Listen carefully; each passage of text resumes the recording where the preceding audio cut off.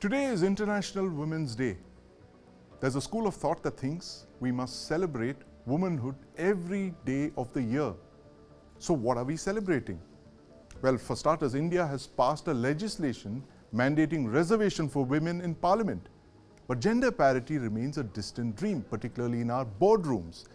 Crimes against women are on the rise, and India ranks 128th out of 177 countries on women's inclusion, justice, and security. But we decided to celebrate a set of achievers who've blazed a trail in professions so far dominated by men. Now, before Women's Day goes out of fashion, I'm joined by cinematographer Priya Seth, Gunjan Taneja, Radhika Shrivastava, and my two colleagues Nivriti Mohan and Lakshana Gulati, who've been tracking women achievers throughout their career here at News9 Plus. Ladies, welcome to the News9 Plus Show. It's so good to be having you all here. This is a women's only show. I think I'm in a minority right here. But, I'm going to start by asking you, Priya, how difficult has it been for you in the film industry? That was a male bastion until not so long ago. Hi, nice to meet you all. And since we have a brief window to celebrate Women's Day, because we get about 24 hours in 365 days, happy Women's Day. The reason I'm here is, I guess, because, it's a very different journey for men and women. And it's not only in the film industry. I think it is pretty much in every profession. Certain professions like ours have it a little harder. Right. It's been tough. And I think it is still, it's interesting because 2 days ago, there was this American Society of Cinematographers Awards that was conducted in America. And they, I would say, would be at the forefront of at least inclusion and having a larger number of women cinematographers in their industry. And still, when they had their awards, there was this photograph which has now become famous, which is just, lots and lots of white men in a photograph getting accolades for cinematography in a year. Right. And it has gone up a little bit because, again, we're wondering, where are the women? So it has been hard, it is hard, and it feels like it's going to continue being hard. Right. No. Where are the women, Priya? But then when anyone tells me that about Hollywood especially, I have just one name to say, Greta Gerwig. $1 billion, the Barbie movie. It beat Oppenheimer at the box office even. And it's nominated for the Oscar for the Best Picture as well. Oscar for Best Picture, but not for Best Director. I mean, I wonder what that misses. But Lakshana, you've been tracking women in the boardroom, and you have some very big women achievers here. You have a question for them. Yes, sir. So before I get to that, I've also been throughout my career at News9 Plus, been tracking very women-centric stories, right? We talked about Nari Shakti in the army, where women were very, very present. We talked about, the W factor in elections, where it was the women right there in the forefront, electing the leaders that they want. But a very, very poignant question that strikes anybody who just does a basic research on women in boardrooms is, like Priya was saying, where are the women? Where are the women? Because if you look at the statistics for Indian women directors in boardrooms right now, it's a paltry, it's a measly 19%. That just shows, and India, by the way, is a signatory to the gender equitable, getting gender parity, and by 2030. So you can imagine we are nowhere near that. We're nowhere near that. 19% is an abysmal figure. And I want to ask Radhika Shrivastava this. Radhika, this figure of 19%, I mean, it's one of the lowest in the world. As Lakshana was saying, when can we expect more women in the boardroom?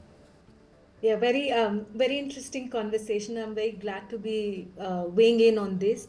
Look, as someone who's running a higher education institution, a business school, we take our responsibility very seriously. We have to, ultimately it's our responsibility to see this number of 19% gets to a much higher level by whatever target date has been set. And I say this because business schools are preparing MBA students. MBA students not just create careers for themselves, but they can be job creators through entrepreneurship activities. They rise the corporate ladders to become senior people in organizations, and therefore our role is very pivotal in shaping the future. And to me, the way schools should do it, and we are doing it, is you have to set up, you have to do what you are teaching students to do. So as a school, they have to see women as leaders, women as deans, as program chairs, women in all the strategic and critical roles, and they have to see women at the decision making table. So that's what we're doing. I think we're a very unique school in India, maybe even globally, where we have prioritized not just women in our workforce, but women in the boardroom, like you said. We're going beyond compliance. We are trying to increase the number of curricular items that our students see relating to women, whether it's about the case studies or the speakers that they see come and speak to them from the industry, the kind of alumni we have through the mentorship program. So trying to do our bit and hoping to contribute to getting to the desired number by 2030. Right. And Also, yes. one very interesting thing that I have come across with all the guests that I've interviewed is also, ma'am, and I think you'd agree, and I think Indira Nooyi put it so well. She said that your career clock Yes. for most women is in direct conflict with your biological clock. So, exactly, which is, yes. I think, there is no problem with getting women in the workforce. Yeah. India has the biggest number of STEM women graduates as Yes. well, right? So, I think the conflict or the the bottlenecks really seep in when you're looking at women getting into the workforce, then Right. getting married, then having to drop out, because they are still, and this is a mindset also that society has, that women are the primary caregivers. Yes. So how can we stop those bottlenecks is, I think, one of the primary things that we need to address. Right, absolutely. And in fact, I'm going to, Nivriti's been listening to this very patiently. I'm going to ask you the women achievers that you've been profiling on the border in very harsh conditions. But I first want to ask Gunjan this question. Gunjan, in the US, it's one step backwards, it's two steps forwards and one step backwards. US women are fighting for abortion rights that they won 51 years ago. I mean, where did that Roe come from? versus- Who would have, Roe versus Wade Wade was in overturned. 2024. Who would have thought that would have been overturned? How do you see this, playing out, Gunjan, given the fact that you're looking at the world's most prosperous, the world's only superpower, and you have women fighting for abortion rights half a century later? That's actually very, very sad. I feel like I'm very privileged that I've born in India, and today I have that right on my body. Our country, the government gives us that right, that legal right on our bodies, and I think it's very unfortunate to see that the women in the West, like you rightly said, one of the most developed economies that almost the entire Indian race looks up to. When we talk about following the full footsteps for development, women there have to fight for their right on their body. So that actually really saddens me. Having said that, I think it all boils down to choice everywhere for women. We need to have control of the choices that we make for ourselves, our lives, our bodies. It all boils down to that.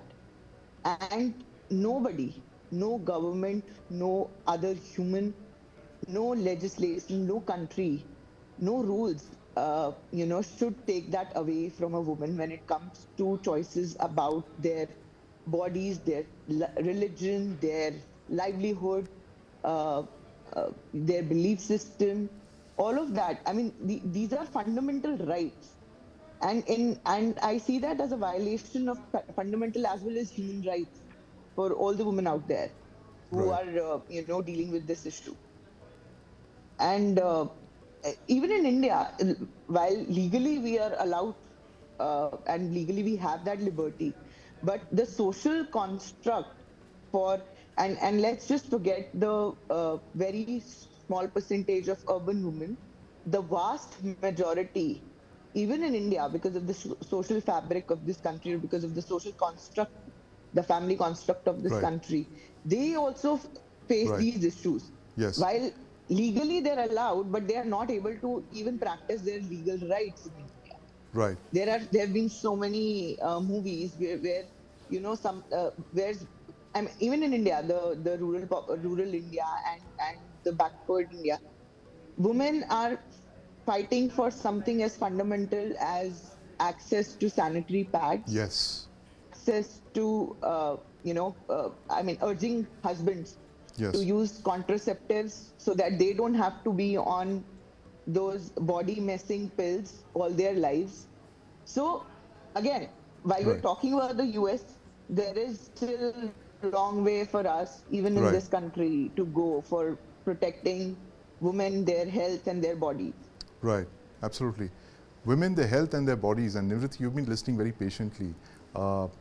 You were in Ladakh not so long ago, and you did that story, I remember, Manning the Heights. Super high altitude, the first all-woman BRO team to build infrastructure on the China border. Tell us about that experience and that very unusual army officer that you met over there, that you've been talking to all of us about.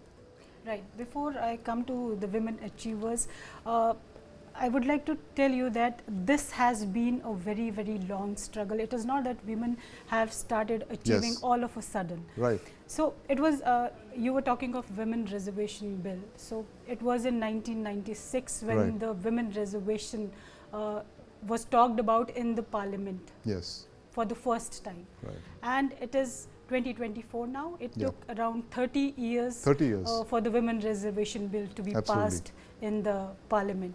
So this has been a long struggle. This is not in politics only. If you talk about armed forces as well, it was a long fight in courts to get that permanent. Yeah, almost 3 decades. Yeah, almost 3 decades to get the permanent commission. Yes. So earlier there were no women in the armed forces.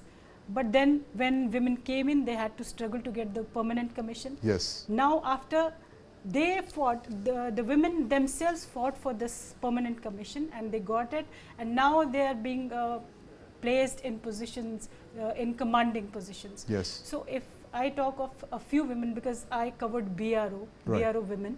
So if I talk of few women, BRO, of course, is the Border Roads Organization, which builds all the tough infrastructure on the borders. So Vaishali Hivase, she is the first woman to command a road construction company. Yes. Obing Taki also commanded a road construction company.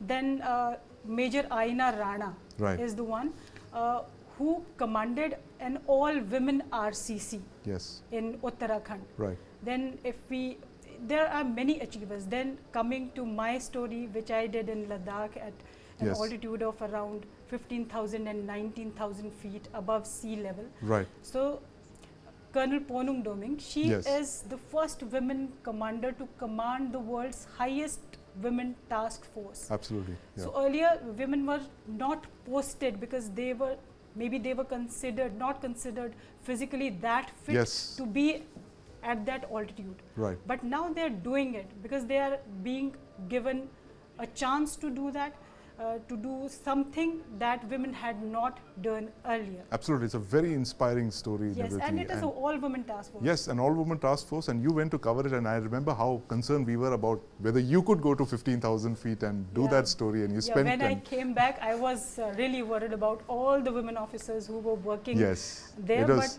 then I thought that I should not think it like that, because that will also be considered a bias towards women.